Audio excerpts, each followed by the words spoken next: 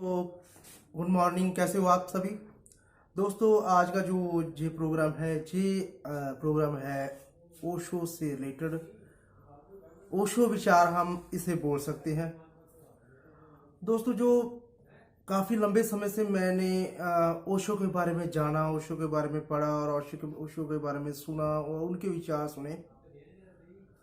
जो देखा जाए तो आज के समय में ऐसा बागी किस्म का इंसान बहुत कम मिलता है जो डांके की चोट पर बात करे।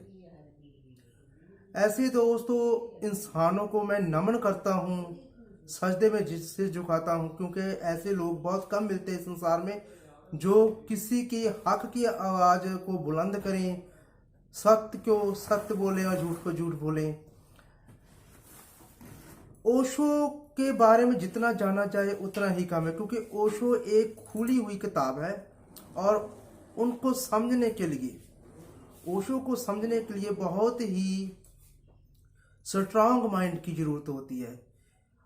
जब जैसे कि हम कह सकते हैं कि ओशो को जानना है तो सबसे पहले अपने माइंड में से वो सभी बातों को खत्म कर दो जो हमें नेगेटिव करती हैं ओशो के बारे में।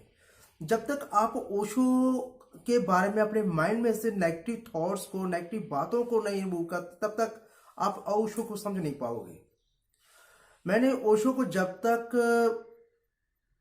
जाना है, जहां तक जाना है, जहां तक समझा है, वो बहुत कम है अभी भी।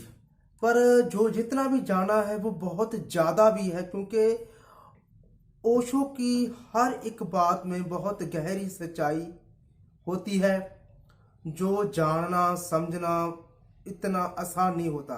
ओशो के ऊपर सर्च करने से पता चलता है कि ओशो जिस बेबाकी से बात करते हैं हर विषय पर, चाहे वो सोशल लाइफ हो, चाहे वो आध्यात्मिक लाइफ हो, चाहे वो फिजिकल हो या कुछ भी हो, ऐसी बातें जो आम इंसान कभी भी डंके की चोट पर नहीं कर सकता, ओशो ने की है वो बातें। जो भी बातें ओशो बताते हैं, ओशो समझाते हैं, वो स्पष्ट है। इंसानी लोगों के लिए, इंसानों के लिए वो बातें स्पष्ट है, जाननी जरूरी भी है, समझनी जरूरी है भी है।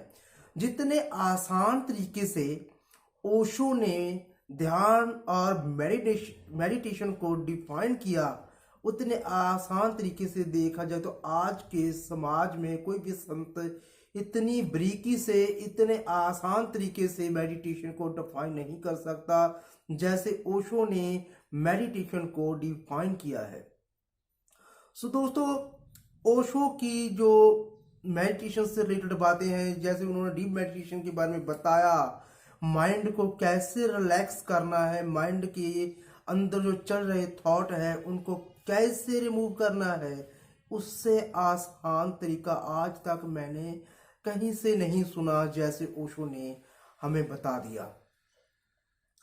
मैं बचपन से जो मेरे घर में मेरे सिस्टर थे, कजन सिस्टर थे, वो ओशो की उन्होंने दीक्षा ली हुई थी और ओशो को मानते थे। ओशो के प्रवचन उनके साथ में सुनता था। तब तो नहीं समझ थी क्योंकि बहुत छोटे थे।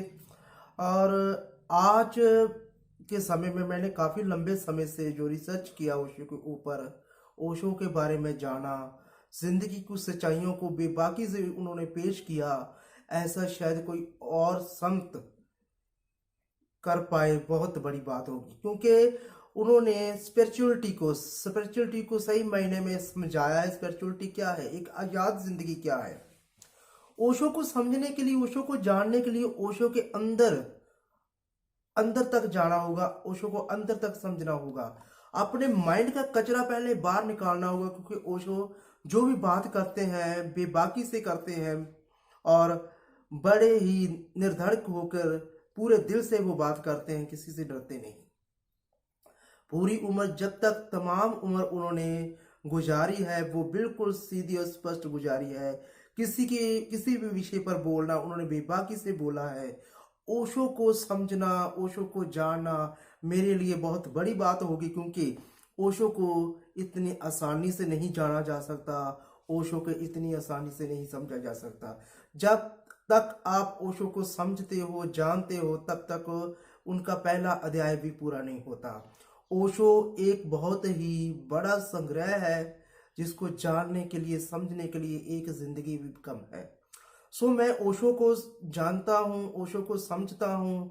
मैं ये बात स्पष्ट रूप से नहीं कह सकता, क्योंकि जितना बड़ा संग्रह ओशो का है, हर धर्म के ऊपर, हर इंसान के ऊपर उन्होंने अपना विचार दिया, हर तरह के लोगों के ऊपर उन्होंने विचार दिया, हर तरह की मानसिकता के ऊपर उन्होंने विचार दिया।